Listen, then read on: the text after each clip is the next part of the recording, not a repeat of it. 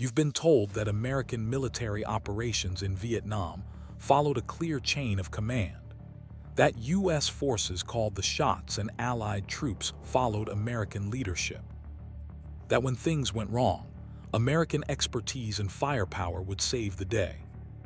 But in November 1967, during Operation Sledgehammer in Phuoc Thi Province, that assumption was shattered in the most humiliating way possible. A joint American-Australian operation that was supposed to showcase U.S. operational planning instead became a masterclass in what happens when doctrine meets reality and reality wins. 147 American soldiers from the 173rd Airborne Brigade, supported by helicopter gunships, artillery, and air superiority, walked into what should have been a routine search and destroy mission. 12 hours later, they were pinned down, taking casualties and facing potential annihilation. The radio call that went out at 1400 hours was never supposed to happen. Request immediate Australian assistance. Situation critical. We need SAS support now. What happened over the next 18 hours would become classified for 32 years because it proved that sometimes the most powerful military on Earth brings the wrong tools for the job. Why did an American battalion commander tell his own superiors to stand down and defer operational control to a 28-year-old Australian captain with only 30 men? What did the Australians do in those 18 hours that an entire American battalion with full support couldn't accomplish in 12? How did 12 SAS operators extract 147 Americans from a kill zone without losing a single man when American tactical doctrine said extraction was impossible? And what was in the classified after-action report that made a Marine Corps general write in the margins, "This is embarrassing. Recommend this operation never be discussed publicly"? You need to watch every second because we're exposing the operation where American pride met Australian efficiency, and pride lost badly. We're revealing the moment when U.S. troops realized that firepower without fieldcraft is just noise. We're showing you the declassified reports that prove even the best-equipped military needs to know when to step aside and let the experts work. This is the story of Operation Sledgehammer, the day Australians took over an American disaster and turned it into a textbook rescue. Let's go. Phuoc Thi Province, South Vietnam, November 14, 1967. Operation Sledgehammer was designed as a standard American search and destroy mission. Intelligence indicated a Viet Cong battalion was operating from a base camp somewhere in the Long Green Hills, a densely forested area northeast of the Australian base at Nui Dat. The American plan was straightforward and familiar. Insert a reinforced company via helicopter, sweep through the suspected area with overwhelming force, locate and destroy the enemy base, extract before nightfall. The 173rd Airborne had done this dozens of times. They were professionals, well-trained, well-equipped. They had gunship support on call, artillery pre-registered on likely enemy positions, medevac on standby, everything by the book, everything according to doctrine. Everything wrong for this specific terrain and this specific enemy. Major Paul Hendricks commanded the American element, 147 paratroopers divided into 4 platoons. Hendricks was a by-the-book officer, competent and experienced with 2 previous tours in Vietnam. He believed in American doctrine because American doctrine had won World War II and Korea. Overwhelming firepower, aggressive movement, clear objectives. Find the enemy, fix them in place, destroy them with superior arms. The Australians were invited to participate as a courtesy, a gesture of Allied cooperation. 12 men from 3 Squadron SAS would accompany the operation as observers and provide local area expertise since Phuoc Thi was their operational area. The Australian commander was Captain James Mackay, 28 years old, lean as a whip, with eyes that had seen things that aged men beyond their years. Mackay had spent 18 months in the Vietnamese bush, running long-range patrols, living in the jungle for weeks at a time. He knew this terrain intimately. He knew the enemy intimately. And when he saw the American operational plan, he knew immediately it was going to be a disaster. Mackay approached Major Hendricks privately before the mission brief. "Sir, I have concerns about the insertion point and movement plan. This terrain doesn't support company-sized operations. The jungle is too dense for formations. The enemy knows these hills better than we do. I'd recommend a different approach." Hendricks listened politely, but his mind was already made up.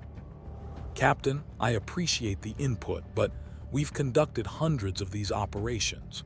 We have the firepower and manpower to handle any resistance. Your team is welcome to accompany and provide reconnaissance support, but the operational plan stands." Mackay nodded slowly. He'd done what he could. Now he'd watch it unfold and hope he was wrong. He wasn't wrong. The insertion went smoothly. 4 Huey Slicks dropped the American force into a small clearing at 0600 hours. The LZ was cold, no enemy contact, textbook landing. The Australians inserted separately, moving into the jungle on foot from a different direction, preferring to walk rather than announce their presence with helicopter noise. The American force formed up and began moving according to the plan. 4 platoons in a broad search formation, moving through the jungle at a pace designed to cover maximum ground.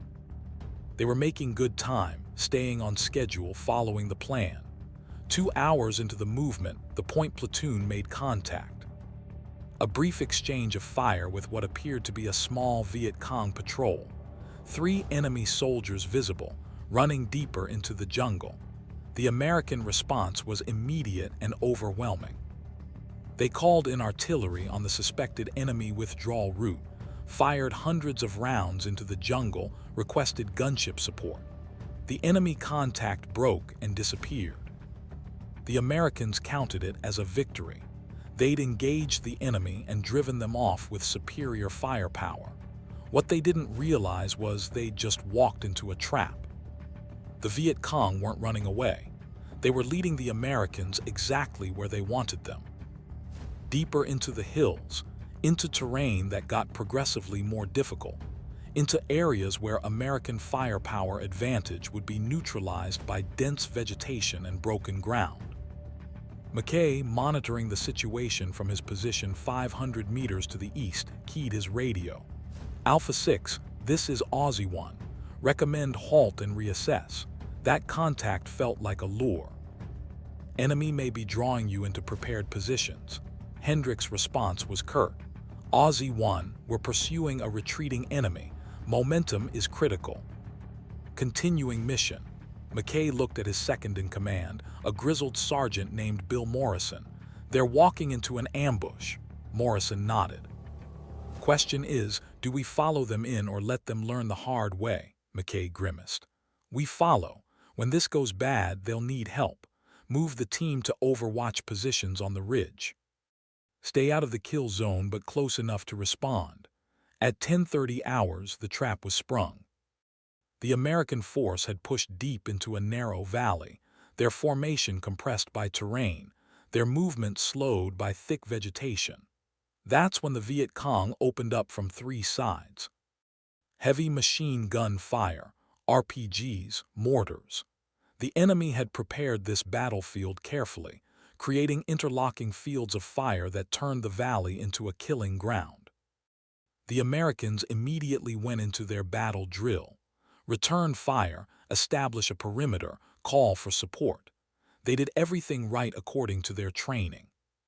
But the terrain negated their advantages. Artillery couldn't be called danger close with their own troops dispersed throughout the impact area. Gunships couldn't engage effectively through the triple canopy.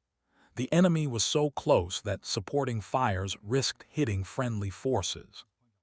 The Americans were stuck, pinned down, taking casualties, unable to maneuver, unable to call in the massive firepower that was their primary advantage. Major Hendricks was on the radio continuously, trying to coordinate his scattered platoons, trying to establish a coherent defense, trying to call in support that couldn't reach them. By 1200 hours, the situation was deteriorating rapidly. 8 Americans were down, several seriously wounded. Ammunition was being expended at an unsustainable rate. The enemy showed no signs of breaking contact. They were patient, disciplined, content to maintain pressure and wait for the Americans to run out of ammunition or options. At 1345 hours, Hendricks made the hardest call of his military career. He radioed battalion headquarters. "We're combat ineffective and cannot maneuver. Request immediate reinforcement or extraction." The response came back within minutes. Negative on reinforcement, all assets committed. Extraction not feasible with enemy contact this heavy. Recommend break contact and move to alternate LZ. Hendricks looked at the map. The nearest suitable landing zone was 3 kilometers away through jungle crawling with enemy forces. Moving his wounded under fire through that terrain would be a massacre. That's when Captain McKay's voice came over the radio, calm and unhurried. "Alpha 6, this is Aussie 1. We've been observing the situation. We can help, but you need to stop shooting and let us work. Do you want our assistance?" Hendricks swallowed his pride. He was out of options. "Aussie 1, affirmative. What do you need from us?" McKay's response was shocking. "I need you to cease all offensive fire, go into full defensive positions, and do not move or shoot unless directly engaged at close range. No artillery, no gunships, no suppressive fire. Just hold your positions and stay quiet. We'll take care of the rest. Can you do that?" Hendricks hesitated. Everything in his training said you maintain fire superiority, you keep the enemy's heads down, you never cede the initiative. But his training wasn't working. "Affirmative, Aussie 1. We'll hold fire. It's your show now." What happened over the next 18 hours would be discussed in classified military analysis for decades. McKay divided his 12-man SAS team into 3 4-man elements. Their mission wasn't to fight the Viet Cong. It was to make them think they were surrounded by a much larger force and convince them that staying in contact was more dangerous than withdrawing. The first element moved to the north, where the heaviest enemy fire was coming from.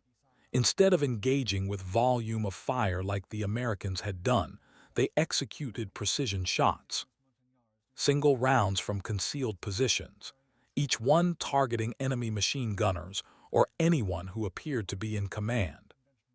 One shot, one kill, then displacement to a new position before return fire could be effective.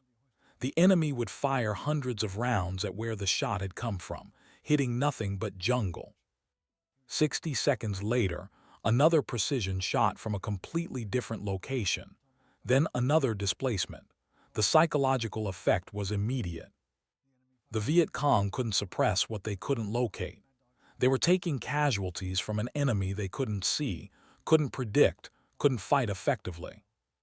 The second SAS element moved through the jungle with the silent fieldcraft that was their trademark, circling behind the enemy positions on the western side. They didn't engage immediately. They waited, observing, counting enemy soldiers, identifying positions. Then they executed a series of raids that seemed impossible. They would infiltrate to within meters of enemy positions, eliminate sentries silently with knives, plant demolition charges on ammunition supplies, then withdraw before the enemy knew they'd been there. When the charges detonated, the explosions created chaos and confusion. The Viet Cong commanders couldn't understand how enemy sappers had penetrated their defensive positions. They began pulling troops back from the front line to secure their rear areas, reducing pressure on the Americans without realizing that's exactly what the Australians wanted. The third element, led by Mackay himself, did something that violated every principle of American tactical doctrine, but was pure Australian SAS methodology. They moved between the American and Viet Cong positions, into no man's land, and began psychological operations. They left evidence of their presence that would be found by enemy patrols. Playing cards, the ace of spades, placed on trails. Empty ration packets from Australian supplies scattered near enemy positions. Boot prints in mud that appeared and disappeared impossibly. They were creating the impression of a large, highly skilled force operating throughout the area, appearing and disappearing like ghosts. The Viet Cong, who were already nervous about Australian SAS operations in Phuoc Thai, began reporting to their commanders that they were facing not just Americans, but the Ma R-letter 1E BNG. The forest ghosts they feared more than any other enemy. By nightfall, the entire dynamic of the battle had shifted. The Viet Cong, who hours earlier had been confidently pressing their attack, were now defensive and rattled. Their casualties were mounting not from overwhelming firepower, but from precise, surgical strikes they couldn't counter. Their rear areas were being penetrated by an enemy that seemed to move through their defenses like smoke. Their soldiers were reporting ghost sightings and supernatural occurrences. The American force, which had been on the verge of being overrun, was now secure in defensive positions taking minimal fire. They hadn't moved. They hadn't fired more than a handful of defensive shots. They'd simply stopped being loud and let the Australians work their magic. Mackay keyed his radio to Hendricks. Alpha 6, enemy is breaking contact and withdrawing to the north. Recommend you hold current positions until dawn, then move to extraction point at first light. We'll provide overwatch during your movement. Hendricks couldn't believe what he was hearing. They're withdrawing? How? We didn't even engage them. Mackay's response was quiet, almost amused. That's the point, Major. You stopped making noise. We started making them afraid. Fear works better than bullets when you use it correctly. The extraction began at 0530 hours the next morning. The American force, battered and exhausted from 18 hours of combat, began moving toward the designated landing zone 3 kilometers to the south. Major Hendricks organized his men into a tight defensive column, treating the movement as a fighting withdrawal through potentially hostile terrain. Every man expected contact at any moment. Every rustle in the jungle made fingers tighten on triggers, but the jungle was silent, eerily silent. The Viet Cong who had been pressing them so hard yesterday were nowhere to be found. The Americans moved slowly, cautiously, waiting for the ambush they were certain would come. It never did.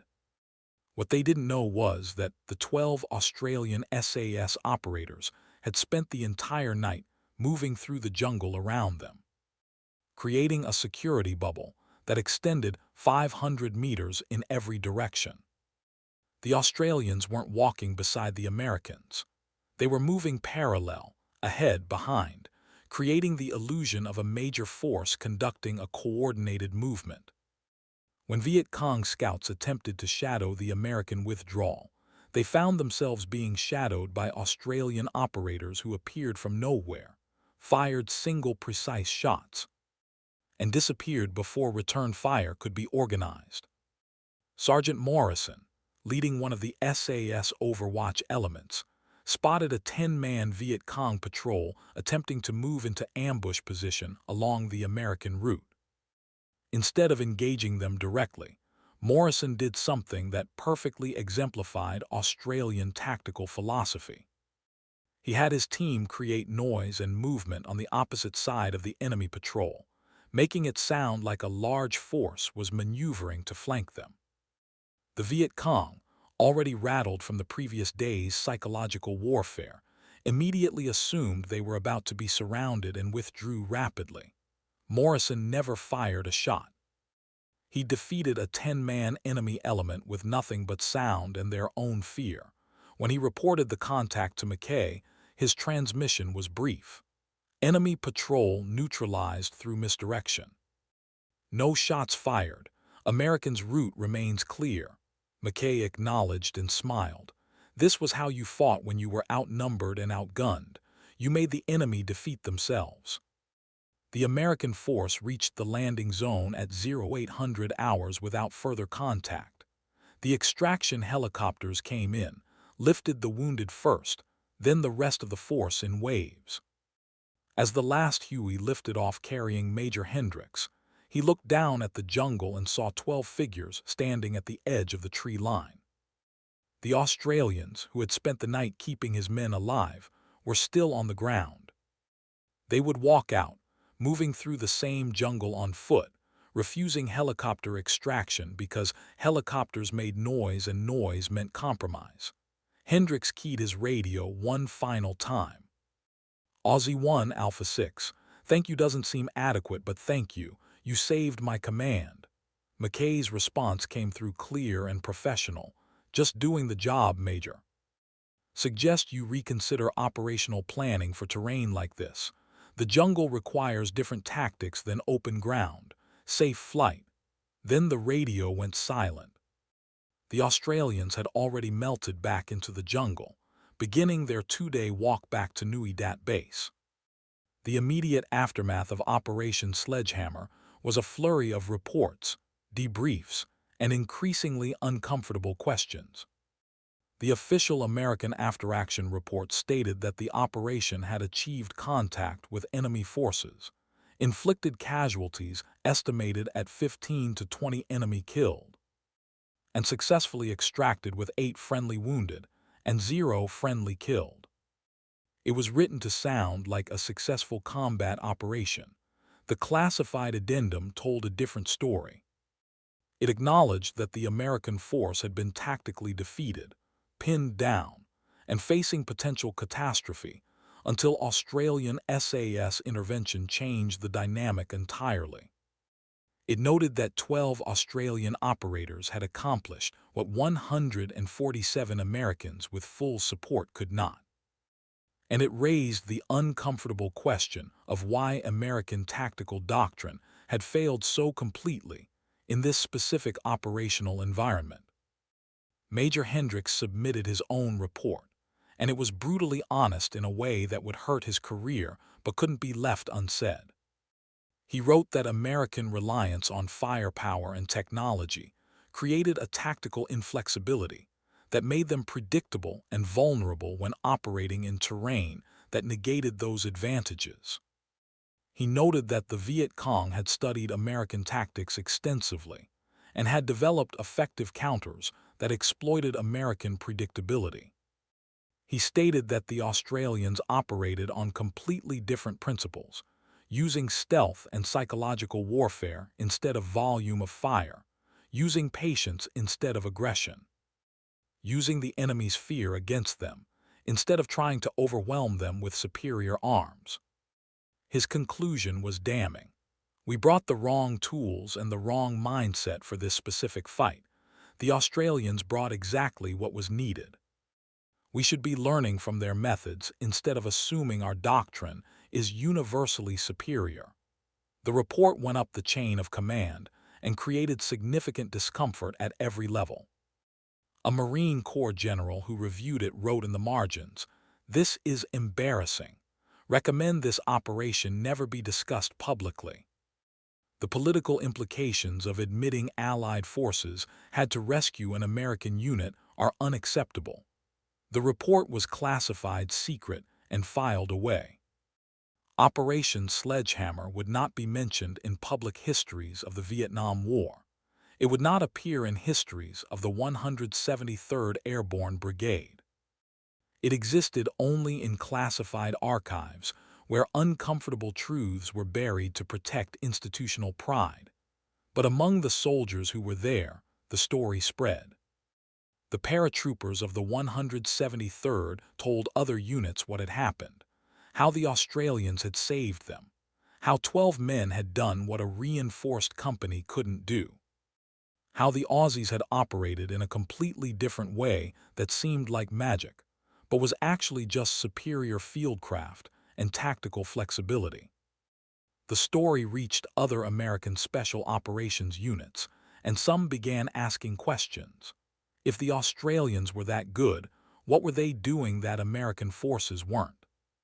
Could those techniques be learned? Should American doctrine be reconsidered? A small number of American officers began requesting opportunities to train with Australian SAS units. Most requests were denied due to operational commitments and political sensitivities, but a few were approved, and those American officers who did train with the Australians came back changed. They'd seen a different way of warfare, a way that didn't rely on overwhelming force but on perfect execution, a way that treated the jungle as an ally instead of an obstacle, a way that used psychology and deception as primary weapons instead of supporting elements. They tried to bring those lessons back to their units, with mixed success. American military culture was deeply invested in its own doctrines, its own way of doing things. Changing that culture was like turning an aircraft carrier.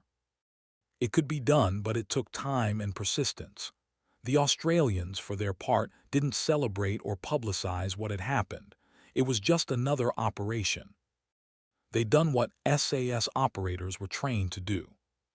They'd assessed a tactical problem, developed a solution that fit the specific circumstances, and executed with the patience and precision that defined their operational philosophy. Captain McKay's official report was typically understated. Provided tactical support to Allied forces in contact. Enemy withdrew after sustained pressure. No friendly casualties. Mission successful. He didn't mention that he'd essentially taken command of an American operation when their own commander had run out of options. He didn't mention that his 12 men had outperformed 147 Americans. He didn't need to. The results spoke for themselves. The longer-term impact of Operation Sledgehammer was subtle but significant. It planted seeds of doubt about American tactical doctrine that would grow over the following years. More American officers began studying Australian methods. More began questioning whether overwhelming firepower was always the answer. More began understanding that different operational environments required different approaches. The lessons wouldn't be fully absorbed until much later. Until operations in Iraq and Afghanistan would force American forces to relearn many of the same lessons the Australians had tried to teach them in Vietnam. Small unit operations, patience, fieldcraft, working with the terrain instead of trying to dominate it through force. These concepts would eventually become part of American Special Operations doctrine, though they would rarely acknowledge where those lessons originally came from. For the individual soldiers involved, Operation Sledgehammer left lasting impressions. The American paratroopers who had been rescued by the Australians never forgot the experience. Many would later say it was the most humbling moment of their military careers. Realizing that all their equipment and firepower meant nothing when they were in terrain that negated those advantages, and facing an enemy that had studied their tactics and knew how to counter them. Some became advocates for changing how American forces operated. Others simply absorbed the lesson privately and applied it to their own leadership when they got the opportunity. A few sought out Australian veterans years later, wanting to thank them properly, wanting to understand more about how they'd done what they'd done. The Australians who participated mostly moved on to other operations, other wars, other challenges. For them, Operation Sledgehammer was one mission among dozens. It wasn't particularly special or noteworthy by their standards. They'd done more difficult operations before and would do more difficult operations after. But some of them, in quiet moments years later, would acknowledge that it had felt good to demonstrate to the Americans that there was more than one way to fight a war. That technology and firepower weren't everything. That sometimes the old skills, the fundamental skills of fieldcraft and tactics, mattered more than any advantage in equipment or numbers. Sergeant Morrison, the SAS operator who had neutralized the enemy patrol through misdirection, told an interviewer decades later, "The Americans weren't bad soldiers. They were excellent soldiers using tactics that didn't fit the situation. They'd been trained to fight in Europe against a conventional enemy with defined front lines and massed formations. Vietnam wasn't that. The jungle was a different kind of battlefield. The Viet Cong were a different kind of enemy.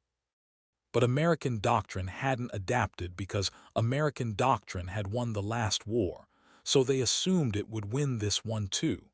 We Australians didn't have that luxury. We were a small military from a small country. We couldn't win through overwhelming force because we didn't have overwhelming force. So we had to be smarter. We had to adapt. We had to learn to use the environment and the enemy's own psychology against them. That's what we showed the Americans that day. Not that we were better soldiers, but that we were using better tactics for that specific fight." Captain McKay, who commanded the SAS element during the operation, was even more direct in his assessment when interviewed years after the war. "The Americans came to Vietnam with the mindset that worked in World War II. Massive firepower, aggressive tactics, overwhelming the enemy through superior resources. That works when you're fighting a conventional military that stands and fights. It doesn't work when you're fighting an insurgent enemy that refuses to engage on your terms." The Viet Cong weren't stupid. They studied American tactics and learned to counter them. They'd let the Americans call in artillery and airstrikes, then they'd move to different positions. They'd avoid areas where American firepower could be brought to bear. They'd fight on their terms, not American terms. We understood that because we'd fought insurgencies before in Malaya and Borneo. We knew you couldn't win by just killing more of them than they killed of you. You had to break their will to fight. You had to make them afraid to operate in certain areas. You had to be unpredictable, patient, and willing to operate in ways that made you the hunter instead of the hunted. The tactical lessons from Operation Sledgehammer eventually filtered into American military education, though often without attribution to the specific operation. The concept of enemy-centric warfare, where you study your opponent's tactics and develop specific counters instead of relying on doctrine, became more prominent in American special operations training. The importance of fieldcraft, stealth, and patience was emphasized more heavily. The idea that sometimes not shooting, not calling in fire support, not making noise, was the tactically superior choice gained acceptance. Small unit tactics that emphasized operator initiative and adaptation, rather than rigid adherence to procedures, became more common. All of these were lessons the Australians had tried to teach during Operation Sledgehammer and in dozens of other joint operations throughout the Vietnam War. But perhaps the most important lesson was the simplest and hardest to accept. That being the most powerful military in the world, having the best equipment, the biggest budget, the most advanced technology, didn't automatically make you the best at every type of warfare. That sometimes smaller militaries with fewer resources develop superior tactics because they had to. That pride in your own capabilities could blind you to better methods being used by others. That being willing to learn, to adapt, to admit when your approach wasn't working, was more important than defending doctrine for the sake of tradition. These were uncomfortable lessons for a military superpower to absorb, but they were lessons that Operation Sledgehammer taught with brutal clarity. Today, the site where Operation Sledgehammer took place is unremarkable jungle, indistinguishable from thousands of other square kilometers of Vietnamese forest. There are no monuments, no markers, no indication that anything significant happened there. The locals who live in the area have no knowledge of the events of November 1967. The jungle has reclaimed everything, erasing the evidence of combat, growing over the shell craters and fighting positions. But in classified military archives in both Australia and the United States, the records remain. Reports, maps, radio transcripts, photographs.